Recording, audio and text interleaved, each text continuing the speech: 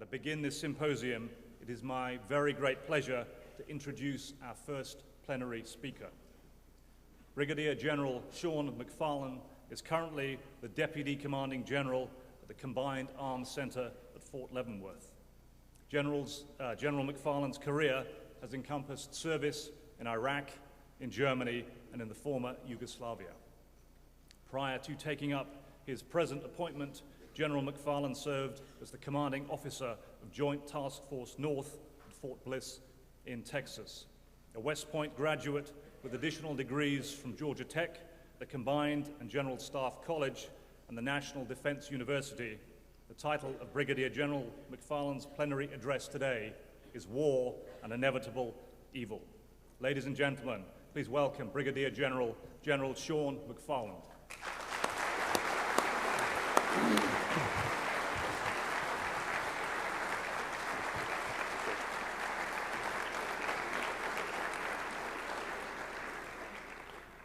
Well, good morning, everybody. It's a great honor to be here in this famous institution where Winston Churchill famously named an evil many years ago. And as a young cavalry officer, I spent the first 10 years of my career confronting that evil, patrolling the old Iron Curtain. And I believe that in order to confront evil, we must first name it. And Sir Winston certainly did that very eloquently and accurately. And today we're going to talk about another evil, the evil of war. And perhaps by naming that and recognizing it as such, we can, if not end it, at least mitigate it. Now I'm guessing, but if I am, I'm wrong. I doubt that I'm very far from right when I say that love and war are the two most discussed aspects of the human condition. It's easy to understand why, as there are the things that are the most powerful yet opposing driving forces in our history.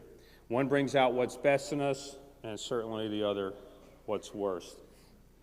For millennia, civilization has sought an end to war, and at the same time has spent an enormous amount of effort waging it. So the question is whether there are good reasons for war, or is war inherently evil? And if it is evil, can we end it, or is it inevitable, as my title suggests? This morning, I'll tell you why I think it's evil and also inevitable. It's true that there are worse things than war, slavery, for instance. A war to avoid, prevent, or end slavery could actually result in a net improvement in the human condition. But that only makes war a necessary evil and no more. Certainly we would prefer to end slavery by means other than conflict if and where possible. So no matter how noble the cause, war tends to interrupt, delay, or even turn back the march of civilization through the destruction of life and property. We can never know how many Aristotles or Mother Teresa's, Da Vinci's, Isaac Newton's, Mozart's, Shakespeare, Einstein's that we've lost as a result of war before they could make their contributions to mankind. As a soldier, I've lost friends and the children of friends, seen others maimed, watched as my own soldiers died in front of me, helped load helicopters with the bodies of young soldiers and Marines who were the same age as my own children. I've seen in the eyes and heard in the voices the anguish and the grief of fallen soldiers' loved ones because they'll never see again their son, their daughter, their husband, or father. I've seen the innocent victims of war, displaced, homeless, maimed, or even killed, either by accident or by design. And although I majored in engineering and enjoyed designing and building things, I've watched and even ordered the destruction of roads, buildings, and machines in the course of military operations. War exposes our basest nature. When we are under stress, our most rudimentary instincts take over: fight or flight. These are the same instincts that animate any organism, no matter how primitive. Our fear of death, which is common in war, dehumanizes us, and strips away that which sets us apart from other creatures. So why should we, should we even try to deny our own most deeply ingrained nature? The answer is yes and no. Robert E. Lee said, "It is well that war is so terrible, else we should grow too fond of it." Well, I know he's not here to defend himself, but with all due respect to General Lee, you'd be hard-pressed to make the case that the horrors of war have ever been sufficient to restrain us. History largely consists of wars, the preparation for them, their aftermath, and only marginally effective attempts to mitigate their most terrible aspects in between. Clearly, mankind cannot simply rely on its better angels to prevent war.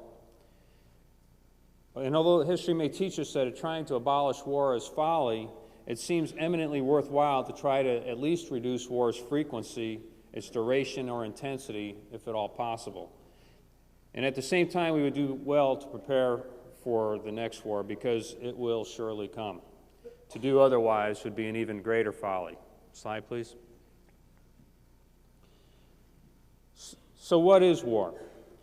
To understand why war occurs, how to avoid it, and how to prepare for it, we must understand what it is. There are two aspects of war: its nature and its character. The nature of war is enduring, whereas the character of war is constantly changing and evolving. Another more familiar term for the character of war is warfare. You have to agree that there are all kinds of warfare, and the forms are constantly evolving. We'll look at the nature of war first. Karl von Clausewitz compared Napoleonic wars between monarchs' armies to duels, a clash of human wills. The nature of war is certainly the result of man's violent and passionate nature. And Thomas Hobbes believed that man was not far removed from his most primitive state, in which life was poor, nasty, brutish, and short. He believed that only the Leviathan of a monarchical state could restrain man from reverting to barbarism. And he was right. Man will fight for whatever he wants or whatever he believes. But later, another philosopher, John Locke, observed that war was more than just a violent release for man's animal passions. He believed that the social contract between the state and the governed put constraints on the use of violence. As he put it, states could be sociable with them that will be sociable, and formidable with them that will not. And he was also right. So Hobbes and Locke did well in describing two variables of the equation that defines war: the people and their violent passions on the one hand, and the state and its policies on the other. But they were missing something. Next slide, please. Clausewitz put it all together in his classic definition of war. He said, "War is more than a true chameleon that slightly adapts its characteristics to any given case. As a total phenomenon, its dominant tendencies always make war a paradoxical trinity, composed of primordial violence, hatred, and enmity, which are to be regarded as a blind natural force, or of the play of chance and probability within which the creative spirit is free to roam, and of its element of subordination as an instrument of policy, which makes it subject to reason alone. The addition of chance to passion and politics makes the unholy trinity of war complete. These three forces are always in play to varying degrees, no matter what character the war assumes. The chameleon-like character of war is evident in the contrasting descriptions of two famous people, Clausewitz himself and General William Tecumseh Sherman. Next slide, please. Clausewitz said that war is an act of policy. Were a complete, untrammeled, absolute manifestation of violence, war would of its own independence will usurp the place of policy the moment policy had brought it into being.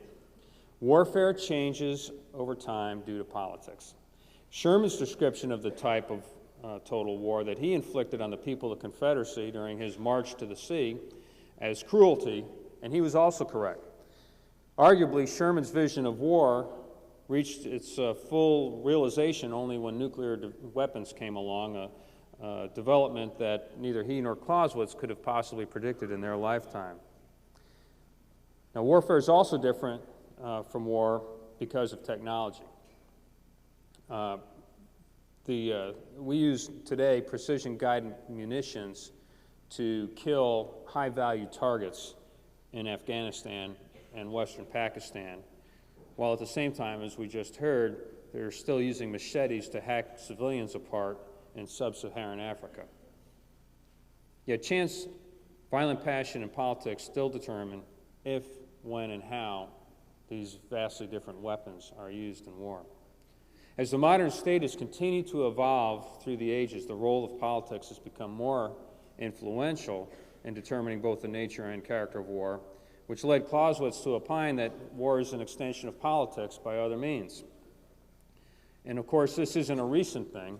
As far back as the Peloponnesian Wars, the Athenians informed the unfortunate Melians that the strong do what they will and the weak do what they must. So the weak have been forced throughout history to opt for small wars against stronger opponents. It's a strategy based on limited means.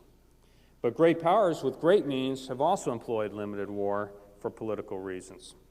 We've seen a cyclical pattern between great wars and small wars over the past 200 years. And it may be premature to declare this pattern a rule, but it at least shows that the character of war ebbs and flows. We are currently in a period when irregular war or small wars are the dominant form of warfare, as has been the case since the end of the Second World War. Certainly, nuclear deterrence has played a role in all of that. Fear of mutual annihilation has kept passion and violence in check, allowing politics to play a greater role in defining the nature of war. Next slide, please. Go back up. Play the clip. No, we're having technical difficulties. Yeah. Now you're going forward. Back up. Back up again, and then try to go forward. Well, we actually rehearsed this. Deterrence is the art of producing in the mind of the enemy the fear to attack. And so, because of the automated and irrevocable decision-making process which rules out human meddling, the Doomsday Machine is terrifying? It's simple to understand. Simple to understand. Before we conclude that the era of big wars are over, it's useful to recall that similar pronouncements were common just prior to the First World War, which was hopefully called the War to End All Wars by its participants. As we know, it actually spawned an even worse conflagration just 20 years later. In fact, even though limited wars are growing more common, the conventional weapons used in those wars are becoming more powerful. In other words, the character of war continues to evolve, with technology enabling the state to generate violence disproportionate to the amount of human passion present in war. Technology has also expanded the arena of warfare, which has affected the character of war in ways nobody could have foreseen. For millennia, the land and sea were the only two domains of human conflict. Remember Paul Revere, one if by land, two if by sea. 100 years ago, though, we took our battles to the air. 50 years ago, we expanded warfare into space, and about 20 years ago, we added a fifth domain, cyberspace. The interaction of these domains continues to generate new battlefield dynamics, and the speed of technological advances keeps accelerating. And who can know what the future of warfare will be like? Now you can go to the next slide. There you go. All we know for sure is that we generally do a poor job of guessing what lies around the corner, often wrongly extrapolating from our last war and assuming that it will be the model for our next war. The military historian Michael Howard said it best. He said, "We can only hope not to get it too badly wrong." Ironically, victory is generally not an indicator of a better vision of the future of war. Defeated armies actually tend to innovate and adapt far better than their former opponents, who seem to prefer to rest on their laurels. And so whatever the character of the next war, there's only one thing we can be sure of, and that's the fundamental nature of war, that unholy trinity will remain in effect. And perhaps because people so instinctively grasp the concept of war and that unholy trinity, that our leaders frequently invoke it to stir passion among the governed. Next slide. Our leaders have declared war on poverty, hunger, drugs, and most recently, terror. We tend to use it as a metaphor, particularly in certain sports, like football. But I think it does a great disservice to the discussion of war because it trivializes it and confuses those who are not fighting as to the true nature of war. Next slide. As a soldier, I tend not to see football games as bloodless battles or battles like bloody football games. These pursuits are poles apart in my mind. And when leaders invoke the word war in trivial ways, I quickly lose interest in whatever they're trying to sell me. War is war, and there's nothing else like it in the world. Veterans are often silent about their experiences in combat because they know that there's no adequate way to explain it to somebody who wasn't there. And if you were there, then you probably don't need or want somebody to tell you about it. But as long as the term war continues to resonate in our conscious and unconscious minds, there will be wars and rumors of wars. But if the state, and therefore reason, is playing a larger role in the nature of war than in the past, why do we still have it? Certainly, some leaders have declared war dispassionately, some would even say cynically. Yet others have been motivated by their own violent passions. Unfortunately, in the modern era, leaders only declare war. They no longer wage it, but societies do.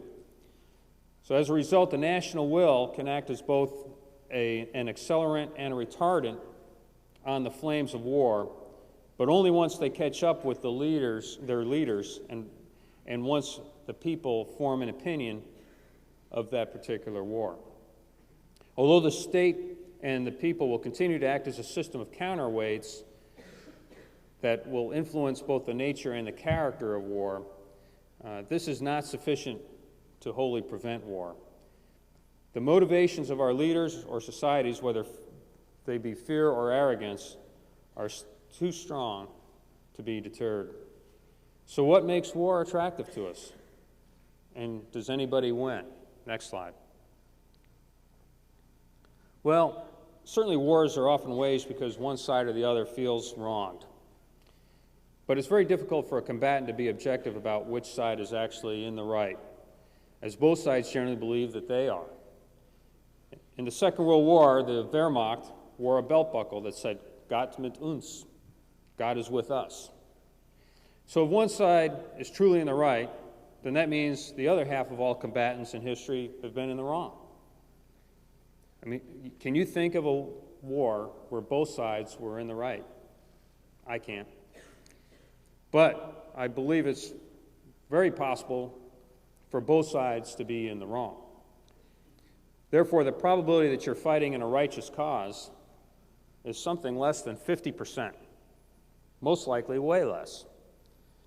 And that's not an attractive percentage for one to wager blood and treasure, especially when it's your own. Yet nations fight wars when their perceived interests are at stake. Sometimes they successfully defend their interests, but they misjudge the costs and end up winning Pyrrhic victories. Others are actually better off losing. It's possible to win a peace after a war. Despite the horrors of the Second World War, one could argue that the German and the Japanese societies today are better off than they would have been had they succeeded. The suffering of individual members of those societies certainly notwithstanding. And it's possible to lose a peace. How did the victory in World War II work out for the Soviet Union and the Russian people? So, although the jury is still out in some quarters, I personally believe that the Iraqis are much better off than they were under Saddam Hussein, in spite of the price that they paid and continue to pay. Iraqi sheikhs told me that they wanted the United States to do for them what we did for Europe, Korea, and Japan, They didn't want to win a Pyrrhic victory over us like Vietnam did. They would rather be perceived as having lost to the United States and reaping the benefits of our generosity. In fact, the generosity of America, and to a lesser extent our allies, in the aftermath of victory, is well known around the world. Next. Why is the smallest country on earth declaring war against the United States? There isn't a more profitable undertaking for any country than to declare war on the United States and to be defeated. No sooner is the aggressor defeated than the Americans pour in food, machinery, clothing, technical aid, and lots of money for the relief of its former enemies. So, what is war good for? Next. Yeah, what is it good for? Absolutely nothing. Yeah, what is it good for? Absolutely nothing. Say it again, y'all. So any post-war benefits aside, ultimately the cost of war is difficult to justify. In addition to the destruction of lives and property, the disruption or delayed progress in the human condition, war dehumanizes us. Next. So, why not peace? Can't we just give it a chance? As I said earlier, the state, with its power of reason, is growing in importance. Surely our wise government leaders can guide us away from this evil. Unfortunately, war is still the province of chance, which is why Clausewitz's model of the nature of war is so relevant. Jeffrey Blaney argued that every war begins as a miscalculation of the relative power relationship between the combatants and ends only when everybody understands the participants' true relative strengths. Next, please. Is that the whole point of the Doomsday Machine is lost. If you keep it a secret, why didn't you tell the world, eh? Unfortunately, the will of man is not and never will be transparent. Chance will always be a factor. Lasting peace will remain elusive. So we must acknowledge that chance will from time to time trump reason, and our passions will get the best of us. Or that some leaders will not have the best interests of their governed at heart. And when that happens, it will fall to people like me and my son-in-law, who are both in the Army, and many others who wear our country's uniform to make the best of a bad situation. While we in the U.S. military cannot question the policy that leads us to war, it is our duty to ensure that the character of the war that we fight is as rational and moral as possible. We try to protect the innocent. They are not spoils of war.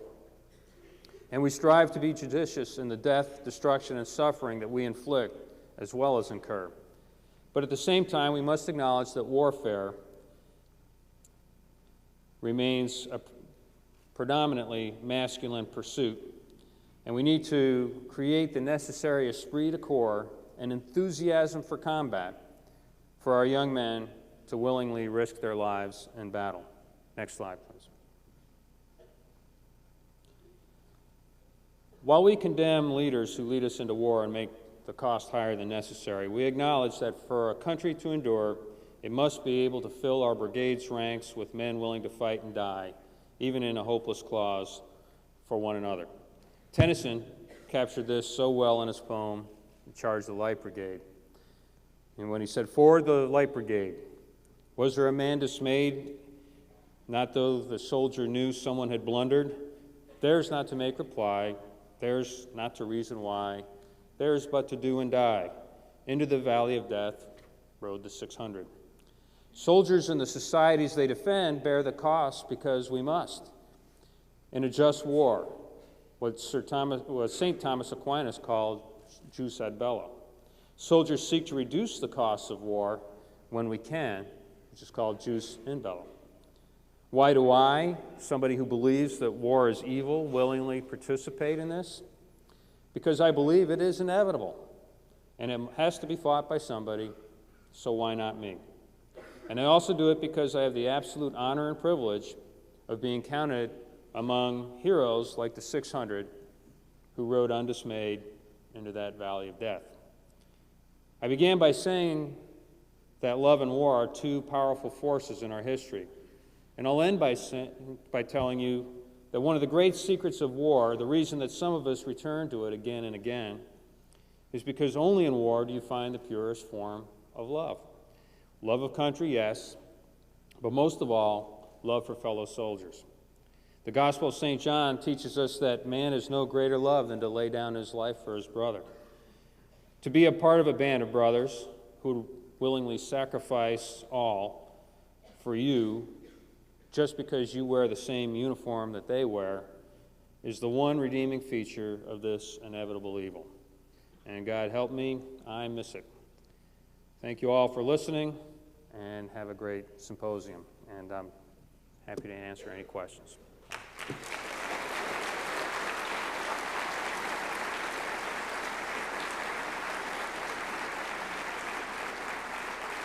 Go to the next slide. MacFarland is more than happy to take some questions. We have 2 microphones. Please form an orderly line. You have 1 question, the general will respond. You have 1 response to the general's comment. So please come down and ask some questions. Could you go to the next slide, please? Whoever's got the slide thing there. Thanks. There you go. I can't really see anybody here, so I'm sorry. The lights are right in my eyes. So.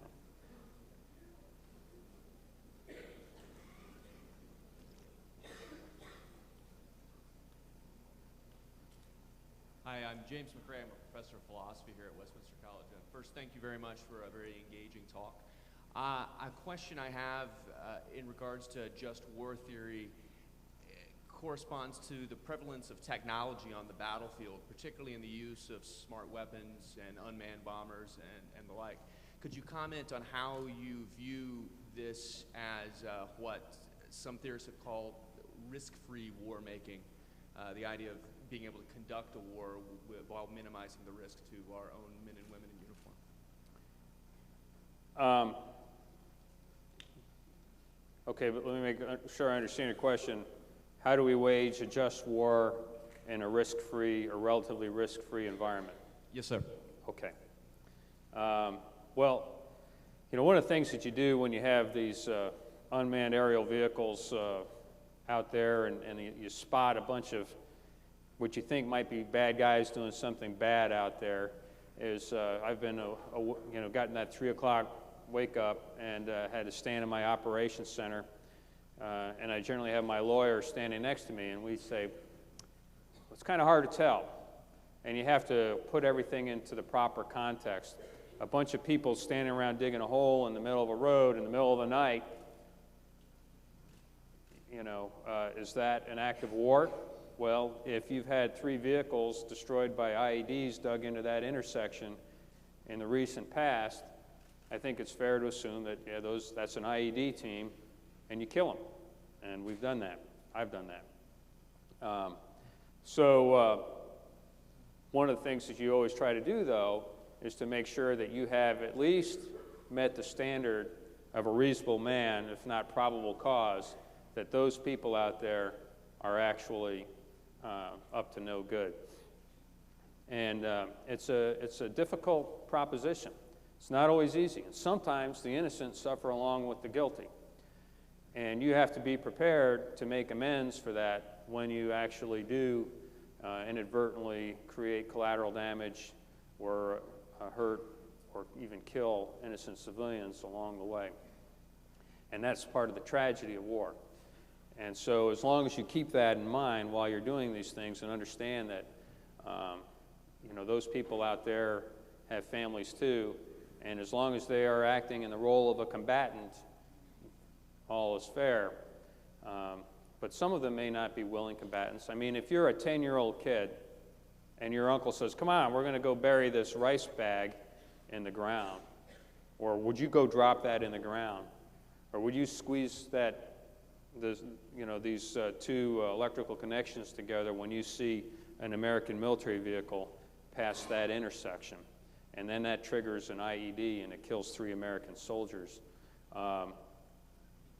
Is it right to kill that 10-year-old that you see up there in that window with those electrical contacts in his hands, that trigger man, and a 10-year-old is a bit outside the range of what we think of as an enemy soldier.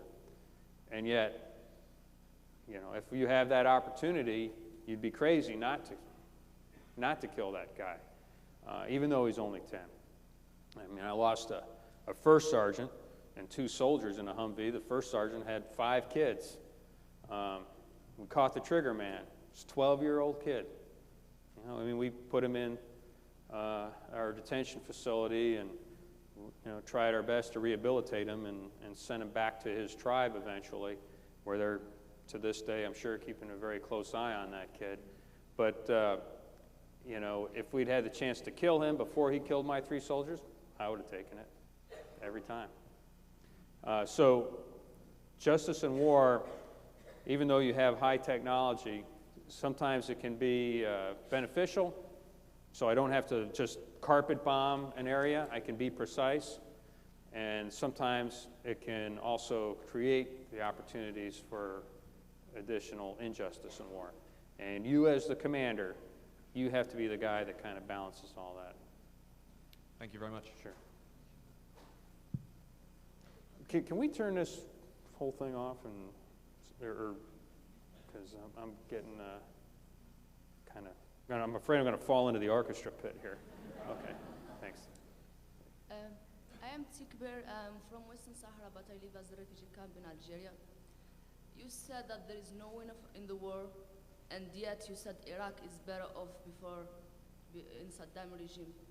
How could you defend better off? Do you defend like millions of refugees, thousands of people dying every day, destroying the infrastructure is better off? Does your generosity will replace that?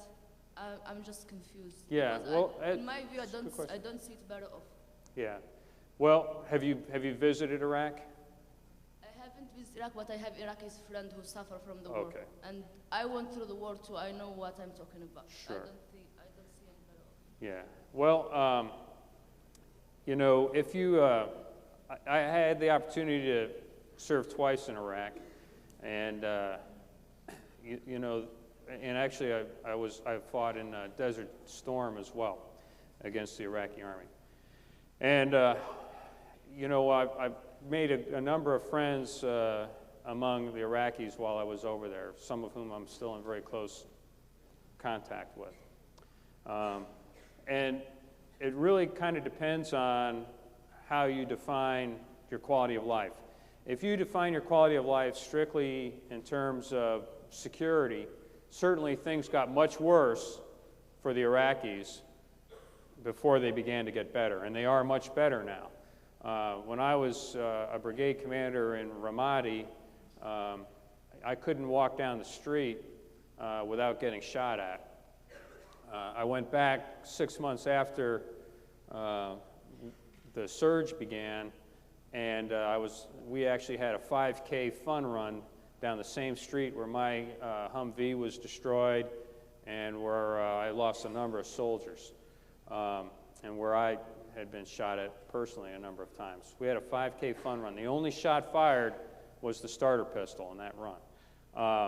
All the concertina wire had been removed, the holes in the ground had been fixed, and buildings that were once rubble were now city parks. That was an amazing turnaround. But that freedom, that increased quality of life did not come free. We say freedom isn't free. There was a price to be paid. And that's why I say, in spite of the price that the Iraqis paid, I believe that the increased human freedom that they're experiencing now, the democracy, was worth it. If you don't subscribe to the theory that democracy is worth blood and treasure, then you're absolutely right. Then it wasn't worth it. As an American who was born and raised in this country where we're taught to treasure democracy and freedom, I believe that that kind of suffering is ultimately worth the outcome. But it all depends on where you come from. I'll let her give a follow-up if you want. But yet I don't see that democracy right now. I'm sorry, what? There is no democracy right now either. Even after Saddam, there is no democracy, and there is no peace. Okay, I think there would be a lot of Iraqis who would disagree with you about that. So the ones who are voting in the elections would disagree. Good morning, General. My name is Cinnamon Brown. I'm a history professor here. First of all, thank you for your service. And also, I'd like to steal that PowerPoint presentation and use it in some of my classes. If you can get it to work, I don't know what. Some great quotes and clips there. My question is really, as you said at the beginning of your speech, that you want to name this. And you use the word inevitable, which, as a historian, I try not to use a lot because there's kind of an element of a self-fulfilling prophecy there. And I guess my question to you is, you have right before you the future leaders of this country, which that scares me at times, but we've got some great, bright minds here. What would you say to them as far as, since you've named this as an inevitable evil, what discussions or what can they be doing to change that name, to change that conversation where we don't just throw up our hands and say, well, it's inevitable, we just have to accept it? From your perspective, what can they be doing as they prepare themselves to go out into the world to change this conversation in this name? One of the things you have to understand what you're talking about before you try to change it. And so you can't shy away from unpleasant subjects. You have to really understand them. A doctor who is sickened by the sight of blood isn't going to be a very good doctor. If you're going to be somebody who's going to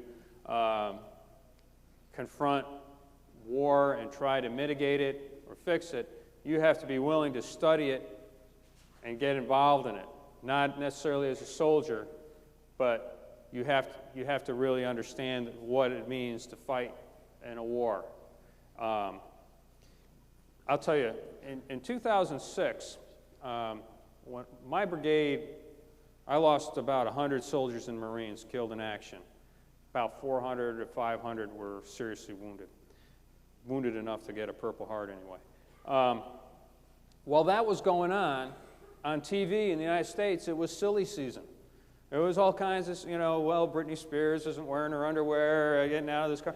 That was what was on TV. That was dominating the news cycles. And I did 2 press conferences, and I said, hey, the sheikhs here in Ramadi are coming over to our side, and they're bringing the people of Iraq with them. Didn't break squelch, didn't rise to the level of newsworthiness in the United States.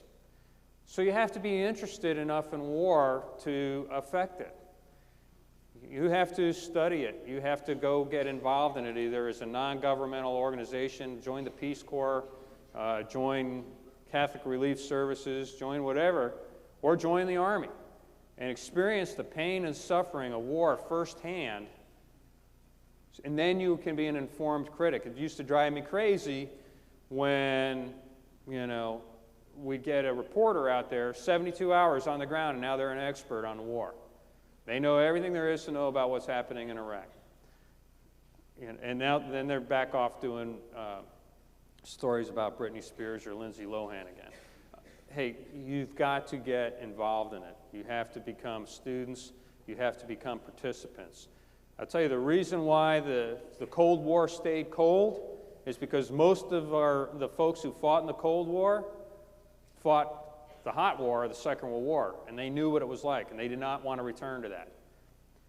After the Napoleonic Wars, there was a long period of peace because people knew firsthand the ravages of that war on the European continent.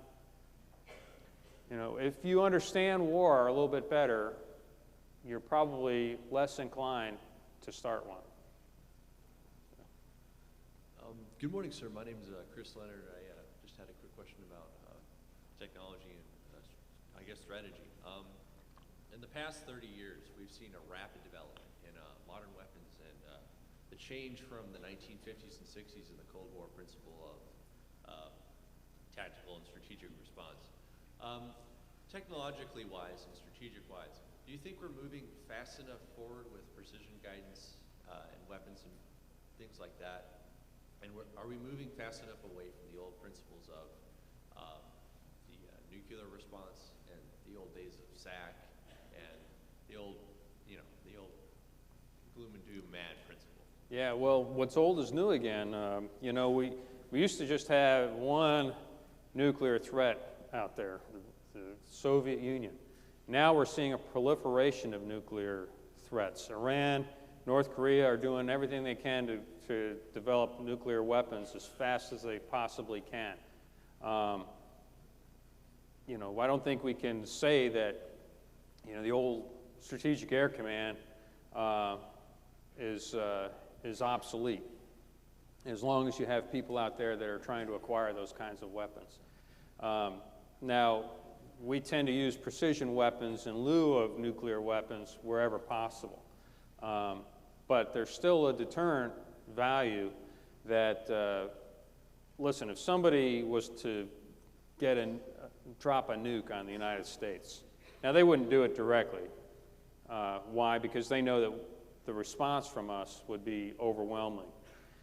So they might try to get somebody else, like Hezbollah or some crazy group that's a state-sponsored terrorist group, to do it so that they have plausible deniability, so we don't go right back to Tehran or somebody like that and retaliate directly. But suppose a state-sponsored group did do that, acquired the means and did that to us. Would it be, do you think we have enough precision-guided munitions to destroy an enemy window by window, room by room? No. We would want to respond in a like way. So I think it's always important for us to retain enough capability so that anybody who is inclined to do something like that to us would know that the response would be so terrible that it's not worth even contemplating.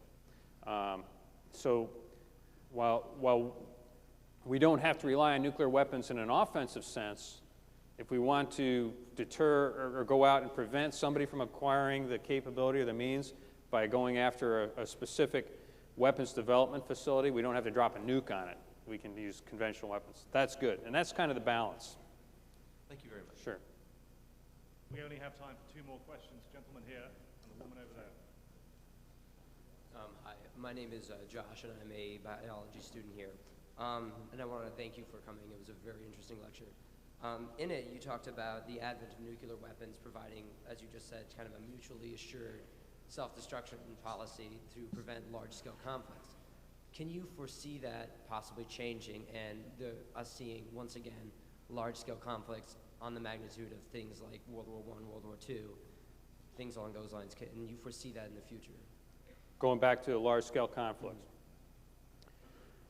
It's a great question, and it's one that we in the Army are wrestling with because, like I said, recently we've seen a pattern where small wars have been the norm, going all the way back to really the end of the Second World War. But we're not comfortable yet saying, well, that's just the way it's always going to be from now on, because just as soon as we say that, we'll be wrong probably. So we talk about full spectrum operations, everything from humanitarian assistance and disaster relief all the way up to the other end of the spectrum, which would be, you know, nuclear warfare, and then everything in between, and trying to be prepared for all that. Now that's a big task, and it's a challenge. But because we can't predict the future, like Yogi Berra says, we try to be prepared for any potential future to a certain extent. And like Michael Howard says, not be too badly wrong and then adjust from there. We were wrong about the Iraq. You know, we went in there, we thought it was going to be one way, it turned out to be something else. It took us a couple years to kind of right our ship and get turned around and realize the type of fight that we were in. We're trying to avoid those kinds of outcomes by saying, well, you know what, we're not going to have to deal with that anymore. So we try to look at it all. Does that answer the question? Yes, thank you. Sure. Maddie Holcomb, you said that you count yourself among the heroes of war, and yet you also say that any given side has less than a 50% chance of being on the moral right. How then do you count yourself among the heroes of war? Are all soldiers heroes in their way, or only those on the right? I think that that's a great question. Thank you for that. I think that any soldier who believes he's in the right or has no choice but to fight in a war is absolutely a hero. You know, even evil regimes can have good soldiers. And if you conduct yourself morally, what St. Thomas Aquinas called jus in bello, justice in war, as a soldier, and try not to create any undue harm in the course of your operations, then, yeah, you can be in the right as a soldier, even if you're on the wrong side. And that's what we strive to be. I don't pretend to stand here and say that America has been in the right in every war that we've ever fought. You know, Ulysses S. Grant said that the Mexican-American War was one of the most unjust wars any large nation ever waged against a smaller nation. And yet, within that war, the American Army acquitted itself honorably. We don't pick the wars that we fight. And in Vietnam, the American Army was vilified for fighting in what many people consider to be an unjust war. We didn't declare war on Vietnam, the guys in uniform. We were sent over there. Many of them were draftees. We don't pick the fights that we were asked to wage in the military. Ours not to question why, ours but to do and die. All we can do is create the most moral possible conditions within the confines of that fight that our leaders send us into. And so I would say, yes, it is possible to be in the right, even if your country is in the wrong. Brigadier General, thank you very much. All right. Thank you.